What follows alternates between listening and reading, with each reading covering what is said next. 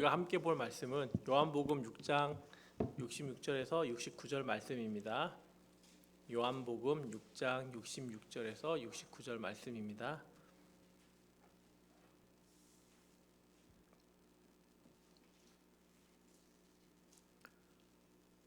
네, 요한복음 6장 66절에서 69절 말씀 한 절씩 교독하도록 하겠습니다.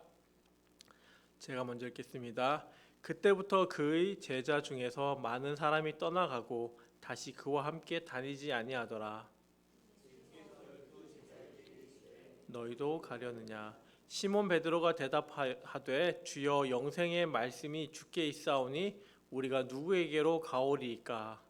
우리가 주는 하나님의 거룩하신 자이신 줄을 믿고 알았사옵나이다. 아멘.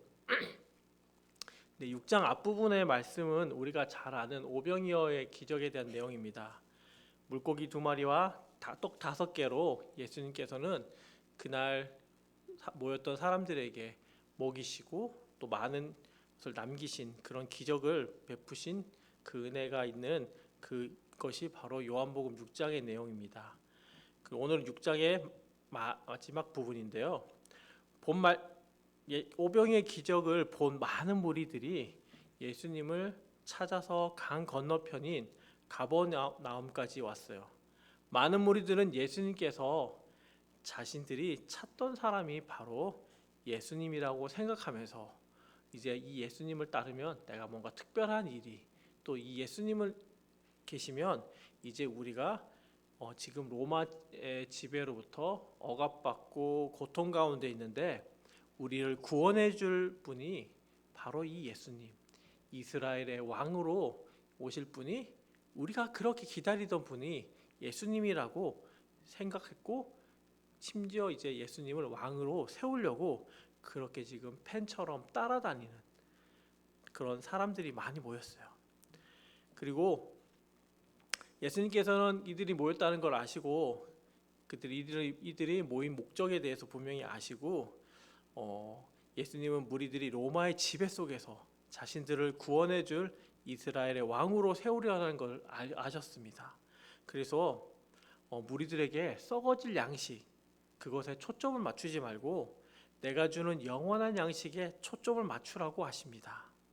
만나와 메추라기로 이스라엘을 먹이신 분도 하나님이시고 그들을 가나안 땅으로 인도하신 분도 하나님이심을 가르치고 있습니다.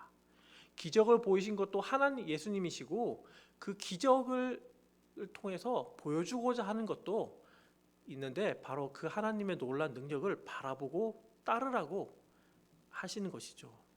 그러면서 예수님은 자신이 이 땅에 온 진정한 이유에 대해서 말씀해 가십니다. 바로 이스라엘을 먹이시고 인도하셨던 하나님의 뜻을 이루기 위함입니다.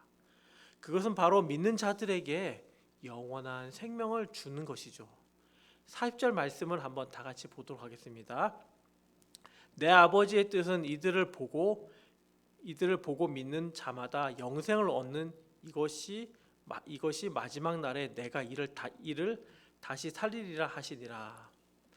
또 41절 말씀에서도 예수님은 자신을 생명의 떡으로 비유하면서 하나님께서 보내신 자신을 믿는 자는 영원한 생명을 얻는다고 말씀하십니다. 하늘에서 내려온 살아있는 떡인 나를 믿으면 너희는 영원한 생명을 얻게 될 것이라고 지금 가르치시죠. 이 말씀을 들은 많은 무리들의 반응은 어떠했을까요? 네, 예수님, 제가 예수님을 지금 믿고 따르겠습니다. 저에게도 그 떡을 그리고 영원한 생명을 지금 주십시오라고 그렇게 고백했다면 참 좋았을 것인데 그러면 정말 감사하고 모든 것이 끝날 것 같은 그런 상황이 종료될 것 같은데 그러지 못하였습니다. 무리들의 반응은 이러합니다. 42절 말씀입니다. 우리 한번 다 같이 읽겠습니다. 시작. 이르되 이는 요셉의 아들 예수가 아니냐? 그 부모를 우리가 아는데 자기가 지금 어찌하여 하늘에서 내려왔다 하느냐? 네, 또한 많은 사람들이 예수님께서 하시는 말씀을 어려워하기도 하고 믿지도 못합니다. 가장 중요한 이유는 예수님의 말씀을 들어보니 자신들이 그토록 바라던 메시아의 모습과는 많이 달랐어요. 66절을 보겠습니다. 그때부터 그의 제자 중에서 많은 사람이 떠나가고 다시 그와 함께 다니지 아니하였더라. 자신들이 현재 처한 어려운 환경, 바로 로마의 식민지 지배에서부터 가난과 핍박, 배고픔, 그리고 6장 초반에 주었던 오병이의 기적과 같은 그런 놀라운 능력으로 그 모든 문제를 해결해 줄 것 같았는데, 그런 예수님으로 지금 믿고 따르고 있는데 지금 예수님은 그것과 좀 다른 모습의 말씀을 하시는 것이죠. 그리하여 기적을 쫓아 기대하면서 지금까지 쫓아다녔던 많은 무리들이 실망하면서 예수님을 떠나가게 됩니다. 그들은 세상에 살면서 진정한 왕이신 예수님을 바라보지 못하죠. 기적도 행하시고 배고픈 자들에게 배불리 먹이시기도 하면서 예수님은 많은 사람들을 하나님께로 인도하려고 했는데 그렇게 되지 못했습니다. 그리고 그 많은 무리들에게 하나님의 진정한 복음의 메시지를 전하고 영원한 생명으로 인도하려고 그렇게 하였습니다. 그런데 많은 사람들이 어떻게 되었죠? 예수님을 떠나갔습니다. 병행구라고 할 수 있는 누가복음 4장 28절은 이렇게 말합니다. 회당에 있는 자들이 이것을 듣고 다 크게 화가 나서, 예수님을 따르던 많은 사람들은 화를 내면서 떠나갑니다. 이들은 예수님을 따라 다니면서 자신들이 잠시 버려두었던 것을 다시금 그것을 찾아서 다시 갑니다. 예수님을 따르는 제자들의 삶을 포기한 것입니다. 다시 이전에 자신들이 중요하게 생각하고 소유하던 가치나 재물, 권력을 향해 다시 멀리 되돌아서 가버립니다. 물고기를 잡으러 가고 또 장사를 하러 가고 인생에 소망 없이 하루하루 살던 그 모습으로 그렇게 돌아갑니다. 그리고 자신들이 믿고 기다리는 자신의 이익을 위한 메시아, 그 메시아를 찾아 다시 허무하고 무지하고 헛수고하고 열심히 찾으나 찾을 수 없는 것을 향해 다시 방황의 길로 그렇게 가게 됩니다. 생명의 떡, 영원한 생명이신 예수님을 바라보지 못하고 가버린 것이죠. 참으로 안타까운 일이 아닐 수 없습니다. 예수님은 많은 무리들이 떠나가는 것을 보시고 지금 제자들에게도 진지하게 질문하고 있습니다. 너희도 가려느냐? 너희도 가려느냐? 많은 무리들처럼 너희도 지금 떠나기를 원하고 있느냐? 지금 벌써 마음은 그곳에 떠나서 옛날에 어부 고기 잡던 그 시절로 지금 돌아간 것 아니냐라고 묻고 있습니다. 예수님은 제자들이 정말 떠나기 원해서 그렇게 질문한 것이 아니죠. 아니요라는 대답을 기대하면서 물으셨습니다. 제자들이 불신과 또 다른 마음이 아니라 진실된 믿음으로 자신을 따르기 원하는 그 마음에서 질문하신 것입니다. 예수님의 질문에 베드로는 68절, 69절에서 이렇게 답합니다. 다 함께 읽겠습니다. 시작. 시몬 베드로가 대답하되 주여 영생의 말씀이 주께 있사오니 우리가 누구에게로 가오리까?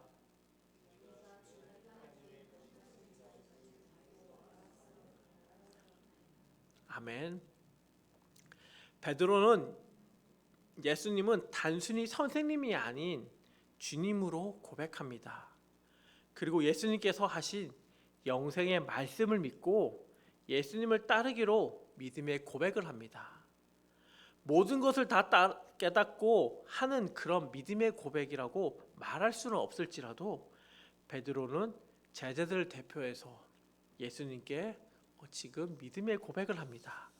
예수님, 저는 떠나지 않겠습니다. 제가 어디 갑니까? 이 믿음의 고백은 앞에서 예수님께서 하신 말씀을 듣고 믿은 것입니다. 6장 63절을 제가 읽겠습니다. 살리는 것은 영이니 육은 무익하니라. 내가 너희에게 이른 말은 영이요 생명이라.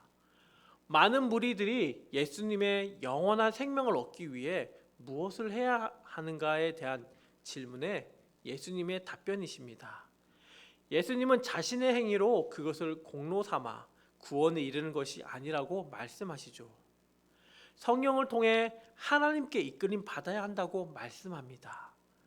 구원은 인간의 지식이나 노력, 또 종교, 철학, 그런 좋은 말씀 이런 것들을 통해서 얻어지는 것이 아니라 성령님께서 하나님의 말씀을 통해서 썩어질 육체, 죄인인 우리를 영적으로 살리신다는 것입니다.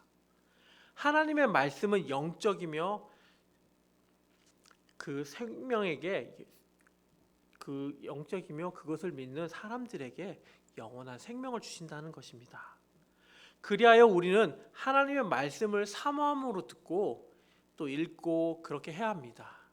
우리는 하나님께서 주시는 말씀의 은혜를 받고 온전히 하나님을 믿게 되는 것이기 때문이죠.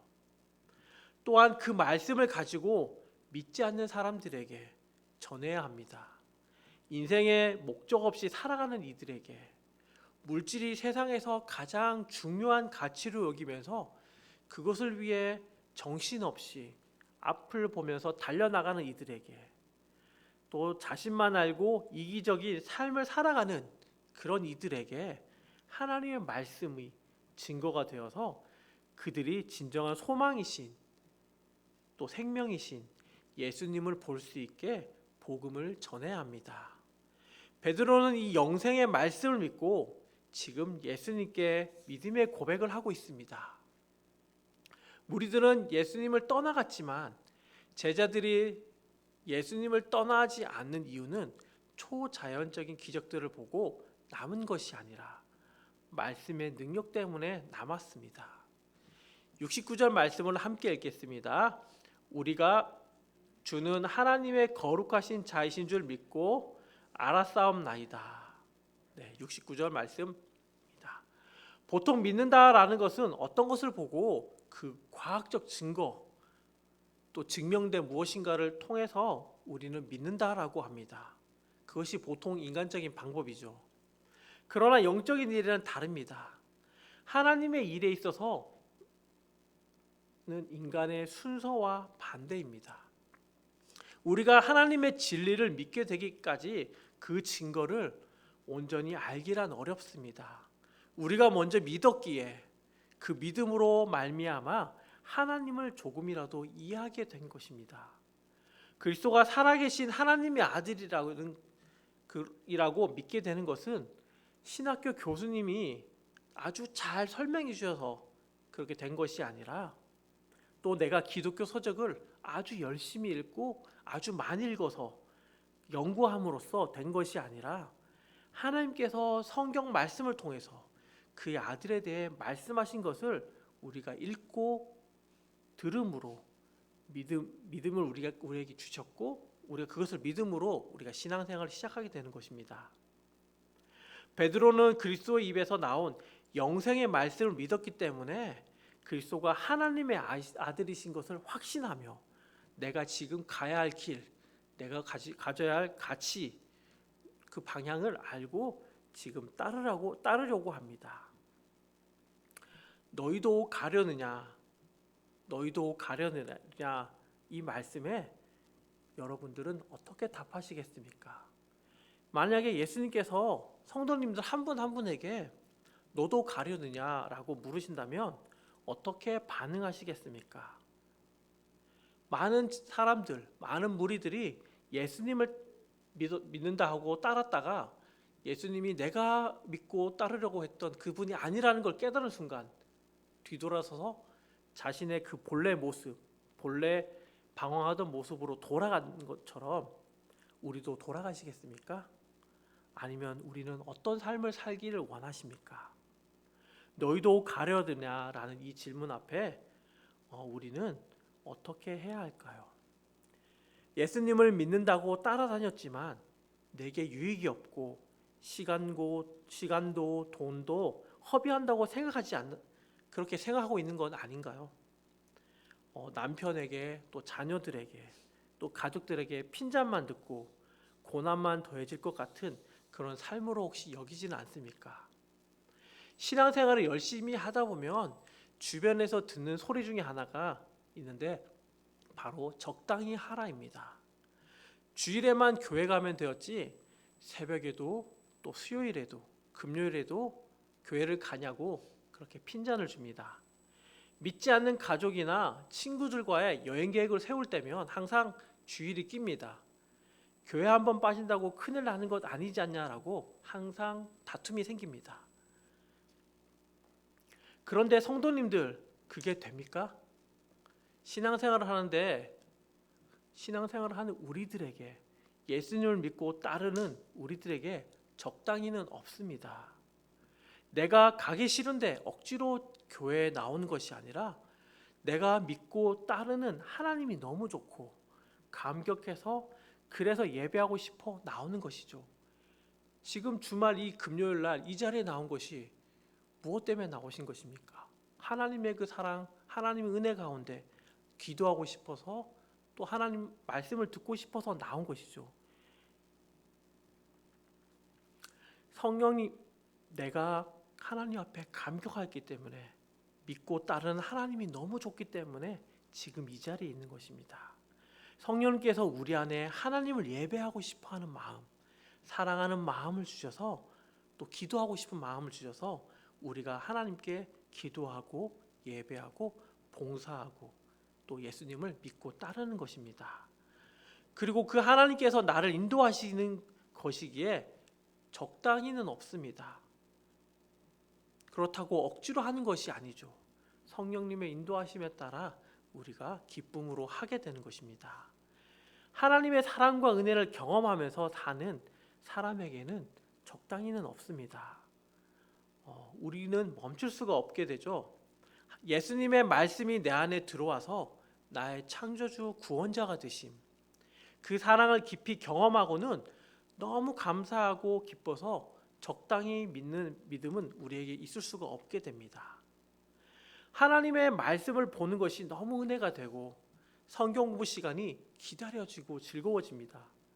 말씀을 통해 하나님의 놀라운 은혜와 계획을 하나씩 깨달아갈 때마다 더 감사하게 되고 하나님 앞에 겸손해지게 되는 것이 우리의 신앙생활입니다. 하나님을 믿지 않는 사람은 도저히 이해할 수 없는 그런 은혜를 누리면서 우리는 하루하루 살아가고 있죠. 하나님의 말씀은 우리의 삶을 변화시킵니다. 여러분의 20년, 30년 전의 모습, 그리고 지금의 모습, 또 이후의 모습이 점점 하나님을 닮아가는 모습으로 변화되어 갈 것입니다. 믿음이 없고 처음에는 기적을 쫓아다녔던 제자들의 모습이 우리에게도 있었습니다. 하지만 하나님의 말씀을 통해 우리는 지금 변화되어 갑니다. 많은 무리들이 혼란스러워하고 자신의 이익과 다르다고 해서 떠나갔을 때 제자들은 그 말씀을 통해서 변화되고 믿음의 신앙 고백을 합니다. 우리가 주는 하나님의 거룩하신 자이신 줄 믿고 알았사옵나이다. 우리가 주는 하나님의 거룩하신 자이신 줄 믿고 알았사옵나이다. 사랑하는 성도님들, 우리도 베드로처럼 또 제자들처럼 하나님께서 우리에게 주신 말씀을 통해 하나님이 나의 구원자 되심을 믿고 깨달아가는 은혜가 날마다 가득하기를 소망합니다. 하나님의 말씀이 우리를 세상의 것이 아닌 하나님께 초점을 맞추게 하고 진정한 제자의 삶을 살아가게 하는 그 힘을 주심을 우리가 믿고 따라갑시다. 너희도 나를 떠나가려느냐? 이 질문 앞에 우리 모두 주는 하나님의 거룩하신 자이신 줄 믿고 알았사옵나이다 라고 고백하는 우리 모든 성도님들이 다 되시길 간절히 축원합니다. 이 시간 함께 마음을 모아서 기도하겠습니다. 예수님께서 너희도 가려느냐의 질문 앞에 하나님의 사랑과 구원해 주심에 감사하며 날마다 찬양하는 삶을 살아가게 하소서. 날마다 하나님 주시는 말씀의 은혜 가운데 내가 더 성장하며 예수님을 닮아가는 삶을 살아갈 수 있도록 주님 인도해 달라고 이 시간 마음을 모아 함께 기도하시겠습니다. 기도하겠습니다. 사랑하는 하나님 감사합니다. 우리의 삶을 주장해 주셔서 감사합니다. 우리의 구원자 되어 주셔서 감사합니다. 우리가 믿는 것이 헛된 것이 아니고 또 우리가 믿는 가치가 하나님 나의 잘남과 나의 무엇을 드러내기 위한 것이 아니라 오직 하나님의 말씀에 순종함으로 나아가고 하나님 말씀을 따라 살아가는 우리가 될 수 있도록 도와주십시오. 하나님 너희도 가르르냐라는 그 질문 앞에 하나님의 사랑과 구원해 주시면 날마다 감사하며 하나님 날마다 하나님을 찬양하는 삶을 살아갈 수 있도록 주님 인도하여 주시기를 간절히 소망합니다. 주님을 바라봅니다. 주님 내 삶 가운데 날마다 주인 되어 주시고 날마다 하나님의 주시는 그 말씀 가운데 성장해가는 내 삶이 될 수 있도록 주님 인도해 주시기를 주님 간절히 소망합니다. 우리의 구원자 되어 주신 하나님 감사하며 주님을 높입니다. 주님